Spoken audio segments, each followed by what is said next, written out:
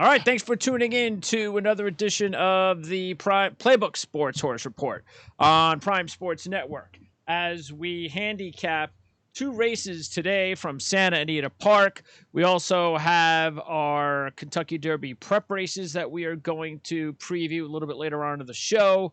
But let me first introduce my guest, my handicapper for the show. He's been with us here on Prime Sports Network for several years. John Hardoon. How's it going, John? Good. Good evening. How are you? Doing good. And I know you're going to hopefully be feeling a lot better tomorrow. I'm fine. Mark, how are you? I'm doing just terrific, Greg. Nice to be aboard and glad to hear John's feeling fine as well. And playbooksports.com. Of course, that's where you want to go for our special. Mark, why don't you quickly tell everybody what that special is? Yeah, it's real attractive special, guys. You can get John's sheets at playbooksports.com. You order the sheets, $25 for a racetrack. You mention the show, and you'll get a second set of sheets at no charge. 2 for 1, a BOGO, buy one, get one, from John Hardoon. But it's not really sheets. You're getting selections. The sheets. Well, the selections, yeah. Yes. The sheets are the product that I use to handicap, but right. Okay. And you could, by the way, you could also order the sheets. What do you just go to thesheets.com, John? Yeah, they're $35 a set, and you could buy them online. All right. So, by the way, what did you think last week about Greatest Honor? That was a huge win. He came from way back. Looked like almost like he was toying with the field, John. Well, but for a while it looked like he was in trouble. But when it got down to the serious running, he ran and he did his job. It wasn't that strong a field. The race actually came up a little slower than he ran in the previous races. He ran 2 7s, I believe, going in, and he actually only ran an 8 last time out, which is fine. You don't want him to, if you're a fan of his or you have him in the future book, you don't want him to make that big leap yet. You want him to progressively get better. Well, we'll see how it goes because, again, as I mentioned, we're going to be handicapping a couple other Kentucky Derby prep races a little bit later on and just letting you know who's in the field, basically. The couple of strong horses. You got a Baffert horse that I know is going to be right up there challenging Greatest Honor. All right, let's talk about this first race at Santa Anita. It's the 8th race, and this is a 7-furlong race, the Grade 2 San Carlos Stakes. 4-year-olds and up, a $200,000 purse. This should go off about $650. And again, this is a California race. It's a little late in the day if you're on the East Coast. This is actually a race I want to try to make some money on, John. There are some horses here that are pretty nice priced. When you take a look at some of the favorites, I mean, the one favorite that I would look at the most, I'm probably the most concerned with, would be the 9, a 5-2 shot. Other than that, I think that there's some options here. Like for instance, if I just even look, let's say the 4 and the 5, 220-1 shots. The 4, Manhattan Up, a 20-1 shot, has run 2 5s. And matter of fact, a disappointing 5th in this race last year. But the point is that he's never had consecutive double-digit sheet numbers on a faster track. He's had some races on turf. But I think because of that shows you that, anytime he has a bad race on a dirt fast track, he can come back and give you a single-digit number. He's 20-1, as I mentioned. He's 8 of 11 with 3 wins on a faster track. Meanwhile, the 5 is a 20-1 shot, strong constitution. And this horse, if you just let's get rid of the turf races. So his last 3 dirt fast track races are an 8, a 6, and a 9. And he's 4 for 4 on a first dirt track. He's never won before. I get that. That's why he's 20-1. And then even the 7 and the 8. The 8's by Top Choice. He is an 8-1 shot. He's got 2 5s. He's got 2 6s. And I'm getting 8-1 on Loudmouth. So that's going to be my top horse. I just wanted to throw in a couple of long shots there first, along with my top pick, and see what you had to say about that. Well, I agree with your top pick. I like that horse as well. The way that I'm going to attack this race is the second and third choices in this race. Number 6, Brickyard Ride, is 3-1 on the morning line, and he ran a huge figure last time out, and I think he's bouncing off of that and not going to run well.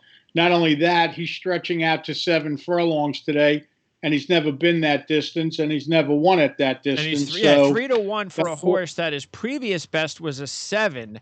That's it. right. That was his only other good single-digit sheet number on a faster track. And then he ran a 20 in December, and he turns around and runs a 4 his last race. So I mean, if this is not your prototypical should bounce horse, right. And the other horse that I think is going to take a lot of money is the 2 Extra Hope, who's listed at 4-1 on the morning line.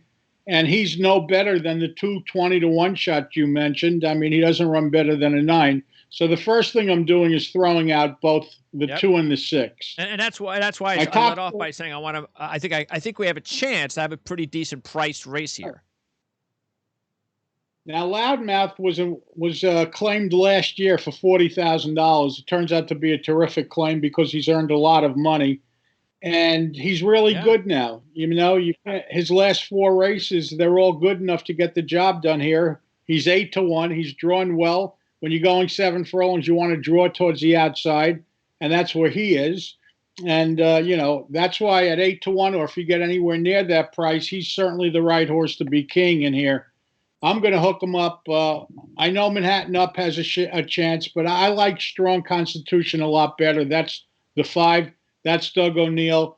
You know, the connections know how to win these kind of races, not to take anything away from Phil Oviedo, the trainer of the 4.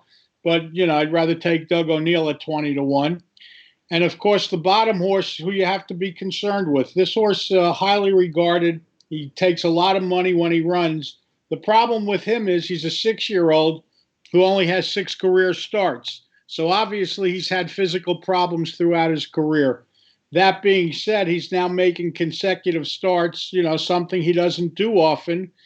And he's been drawn inside his last 2 races. Both times he broke from the rail. He's a closer. And when you're a closer and have no early speed and you break from the rail, you're forced to drop back to last, in this case, and circle the field.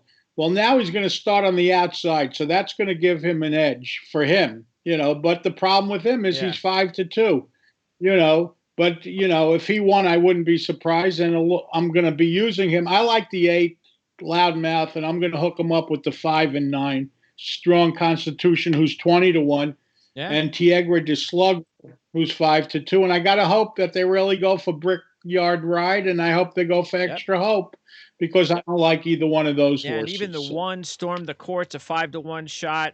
Best race is a 7. He's just like those other horses. He's just like Extra Hope. He hasn't won. He had that Breeders' Cup Juvie win, and he hasn't won since. And he's 5-1. He's 2 for 13 lifetime in wins. So come on, 5-1. And then you mentioned the 4-1, the 2 shot is going the opposite way. I mean, the 3 I'm a little bit intrigued with because he's 8-1. You got Pratt Miller, and Miller is deciding I'm gonna pull him out for a 7 furlong race because things aren't working out with these longer distant races lately. I mean, he ran 2 6s at Keeneland back to back last year. Yeah, but that was over a year ago. That was in 2009. Yes. 2019. That's the problem. When I first looked, I also thought it was last year and I was going to use him, but that's just too big a layoff. And Exalted, the 7's a 10-1 shot. He is 4 for 4 in the money with a win, all at Santa Anita, coming off a win, but he's got a 9. That's about it. Mike Smith's on board. That's always intriguing when he's riding a 10-1 shot like that. Yeah, well. But he's no faster than half the field. So I'm right with you. Exactly what you said. I really like that. So, and also I'll probably try and use the 4-2 just in case. Yeah, the 4. Yeah, listen, if you're betting tries or supers, he belongs in somewhere in the bottom. That's Mark, for sure. Do you have anything there? Well, I'm going to agree with John Horse, the fact, number one, that he is the outside horse in a 7 furlong race, and he's improved his last 2 races with Joel Rosario. He last raced on January 16th, so he's had a little bit of a layoff here. But I think he's in a real good position here with a good jockey on top of him who's comfortable with him. You, Greg, I like the 5-horse Strong Constitution as well. I think, as John mentioned, there's a lot of value with the Doug O'Neill horse here. He was out of the money in his last 2 races, which were graded stakes. which only adds to value in this particular race. So, you put those horses together with who John likes, I think you got a good chance for a ticket there with 3 good horses. All right, now let's talk about the race of the week, and this is the Santa Anita Handicap. This is a long race, 1.25 miles. This go off about 8 o'clock Eastern time, and the top 3 who finished in the Grade 2 San Pascal at Santa Anita on January 30th are in this race. This one, to me, there are 3 favorites: the 1, the 2, and the 5. You got the 4-1, the 8-5, and the 3-1. But there are also 2 horses that I like as far as bargains, which is what we're always looking for. So I'm going to go with the bargains 3 and 7. Kiss Today Goodbye, an 8-1 shot. I got a good trainer rider combo, especially with Mike Smith on board. And I mean, he ran a 4 back in November, and even though he bounced after that to a 9, but started off January 23rd with a 7, so that's not bad. I know the result isn't what you're looking for, but I expect a little bit further movement again from Kiss Today Goodbye. But the other horse is the 7, Tis a Magician. This horse just wants to be in the front, and it's intriguing because he's finished second 6 times out of 14. That's 42% of his races he's finished in second place. And so I'm going to just, at 12-1, I'm going to hope that maybe he just hangs on there. I don't have to have him win the race, but he is 12-1. He's a little bit further off than some of the favorites. I get that. But again, I'm getting price. But out of the top 3 favorites, because I only can choose one of them, I'm going to go with the 1, Independence Hall. He's got 3 4s over his career. He's coming off a 4. It's been 6 weeks. So I'm okay with that. He ran back-to-back 4s earlier in his career. So the 6-week layoff I think might be okay. He ran an 11 at Gulfstream Park at one point of his career, and then followed that up with a 4.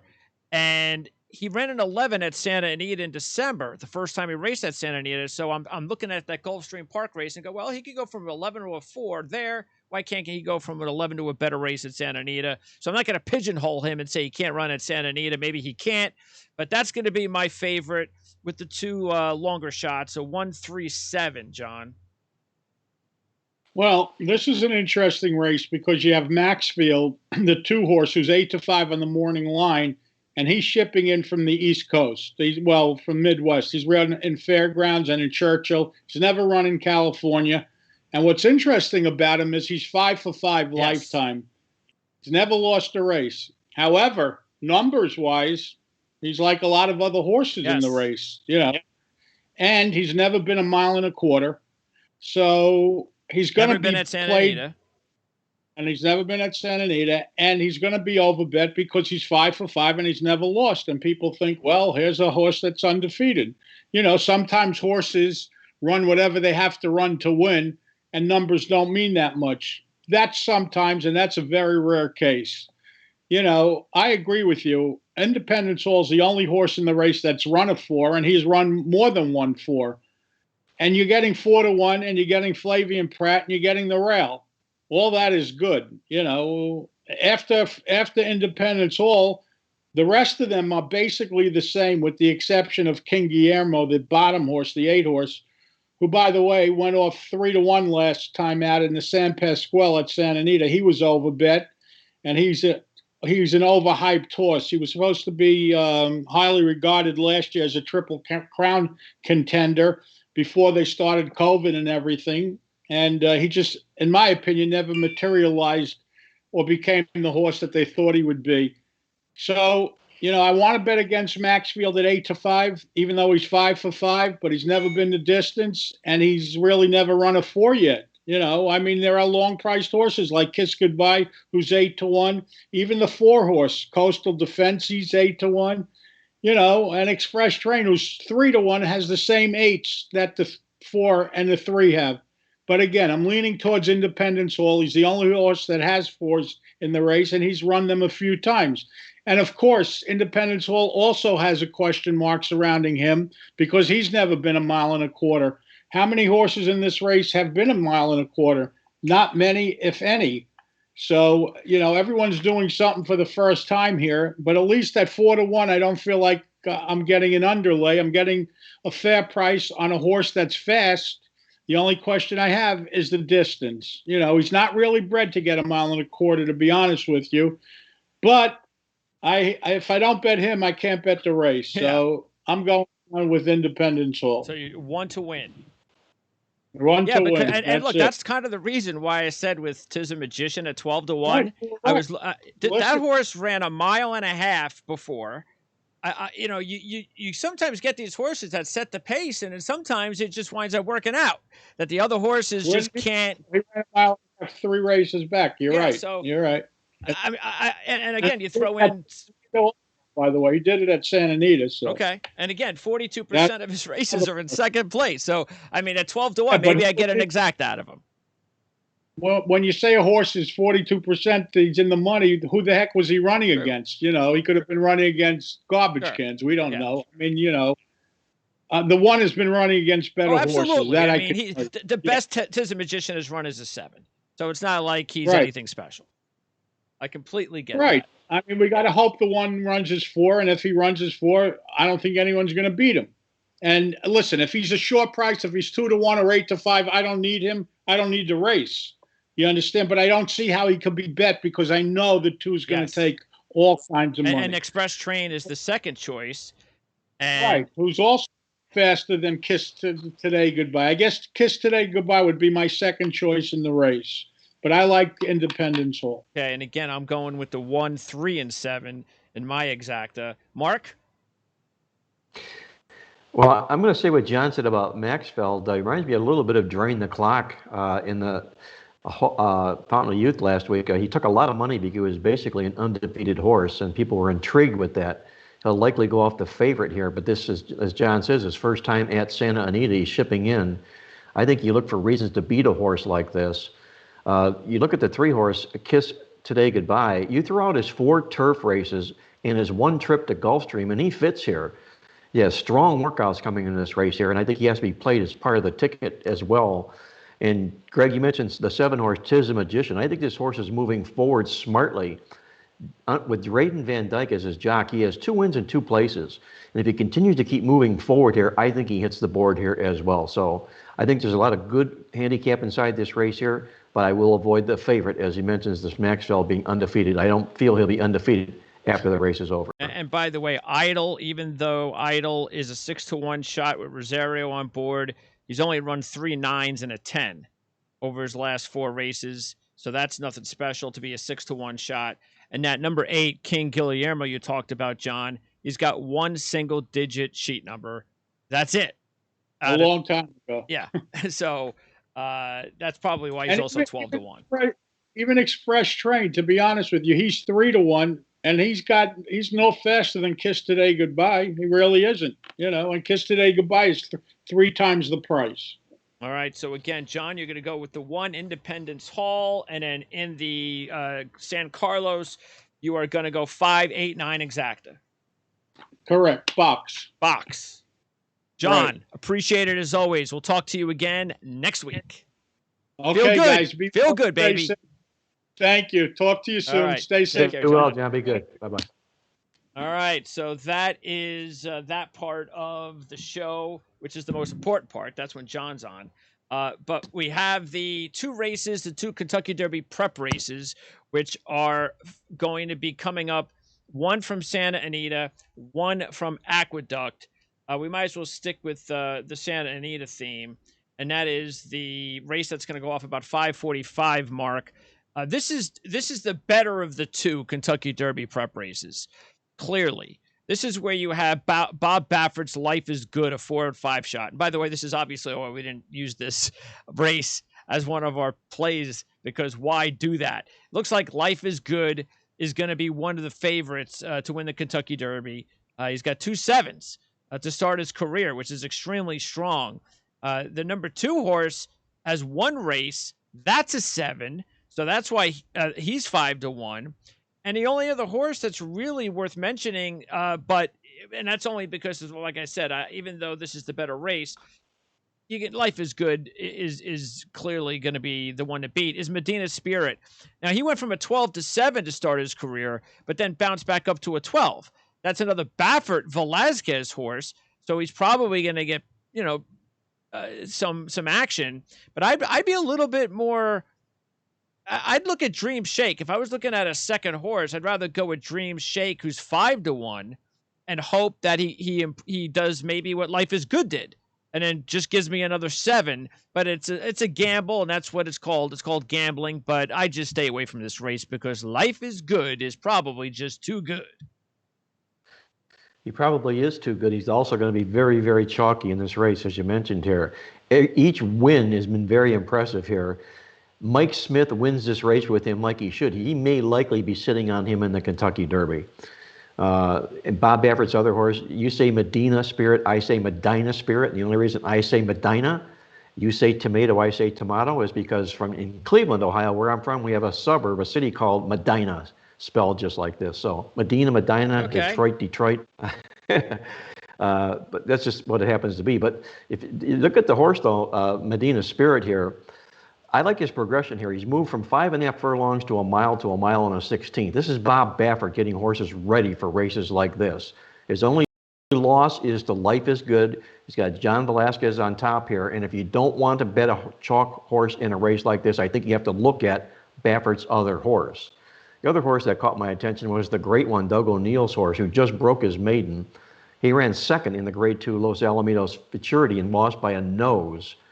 And Doug O'Neill will have his horses as well tuned as he possibly can here as well. But like you mentioned here, it's a very tough race to bet because Life is Good is going to be very, very difficult to beat. Yeah, and there's, matter of fact, the 5, the great one in his last race did run a 10. That's his best race. And the 7, the 8-1 shot, Roman Centurion, ran a 10 in his last race. And that's it. Those are the top numbers for those horses, which is why the top 3, 1, 2, and 3, are the ones at least, considering the ones to beat. They've all run 7s. The 1 has run back-to-back 7s. So, all right. So that is the San Felipe. Then you've got the Gotham. This will go off a little after 5 Eastern. And in this race, the sheet numbers, these are not as strong. These horses, that's what we said before, highly motivated. It's the 8-5 favorite, Chad Brown and Castellano combination, but he's coming off an 8. He's run a 13-13 and an 8, so that's just okay. I mean, there's nothing spectacular about it. The 5 is a 9-2 shot. He's coming off an 11, and the 7, the Freedom Fighter horse, another Baffert horse, he ran a 16 to start his career, then to an 8, so that was a huge difference. He ran that 8, though, last month. So I'd be a little bit worried about a bounce from a 16 to an 8 with only a month off.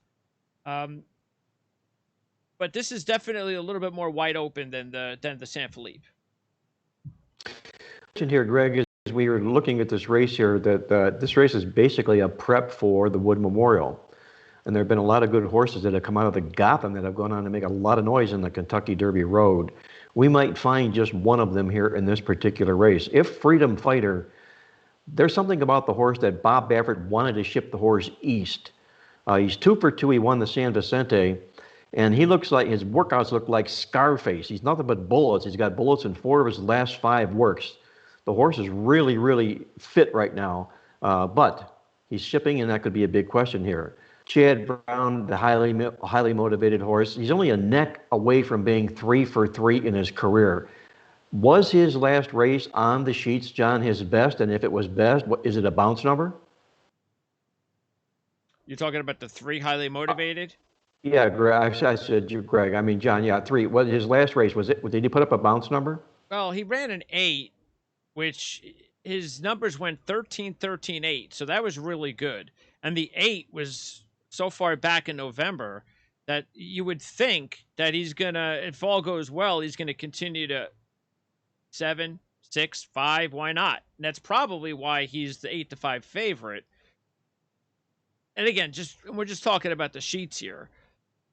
So yeah, so when you look at the Freedom Fighter 8, the difference is Freedom Fighter had the 8 in February. Highly Motivated had the 8 in November.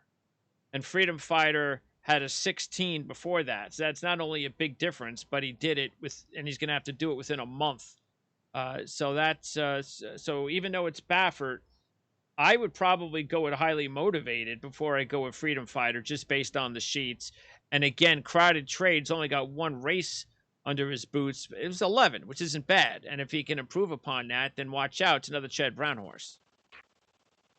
Well, you're looking for another horse to put in the money here. The 6-horse Capo Cane has been in the money all 4 races. He's gone 2 turns twice, which is fitting for this particular race here. He's been the distance. He knows how to travel the race. The question is he fast enough? And if he is he worth putting on the ticket here? But I'm with you. I think Freedom Fighter, Highly Motivated are the 2 horses to beat in this race. All right. And don't forget, I believe it was Authentic that ran in the San Felipe last year. And we all know what kind of a year Authentic wins the San Felipe, goes on to win the Derby, won the Breeders' Cup Classic, Horse of the Year. So, again, if you're just taking a look at a comparison recently, I mean, both stakes races, career-wise, have had some really big horses win their races. But the San Felipe, just recent history, and this weekend, that's definitely the better of the 2 Derby prep races. Well, last week, I'll say, Greg, I saw 2 horses. My buddy up in Cleveland, who is my horse racing buddy, he had mentioned to me a horse at Oaklawn. His name escapes me right now. He wins the race like a jet fighter, like he mentioned he was. So too did last week at Gulfstream. We saw that in the Fountain of Youth. Though I think those 2 horses here are going to be in the hunt here for Horse of the Year, or at least a horse to make the Kentucky Derby here. And the question right now, I would think, is the Gulfstream horse the odds-on favorite right now, or is it a Baffert horse? I think it's the Baffert horse. It's a Baffert horse? Think okay. So. Again, I haven't seen it, but my guess would be the Baffert horse, just based on what I've looked at from let's see, because if I look at last week, take a look at Greatest Honor. He ran 2 7s in his previous 2 races. And John mentioned to me off the air that Greatest Honor, his sheet number went the opposite way. So even though he had a big comeback win in the race, his sheet number is going the other way. And he's already now had 6 races. Whereas Baffert's horse here, Life is Good, is just 2 for 2, both wins, 7 and 7. So if he wins this race and has a 6 or a 5, he's definitely the favorite of the Kentucky Derby. He probably is. Did you get a chance to catch Essential Quality, the horse at Oaklawn? No, Did you watch the race? I didn't catch the Oaklawn. Very, very impressive. Very highly touted, and wins the race just exactly the same way he did. He just shoots off like a jet, much like we saw at Gulfstream last week. We saw the same thing from Essential Quality. A closer? I think that horse is going to be big time. I mean, like a rocket closer, okay? Running mid-pack and then rocket closing. That's well, it was very, very impressive. So somewhere down our Derby trail, he will be mentioned, and most likely in one of the big stakes races that run out of Oaklawn here. Sooner than later, we'll be talking about him. Probably so, yes. Then, in about a month. Yeah, and then the San Felipe, this is the prep for the Santa Anita. So these are horses that the next time we'll see this Baffert horse, very well likely will be the Santa Anita Derby.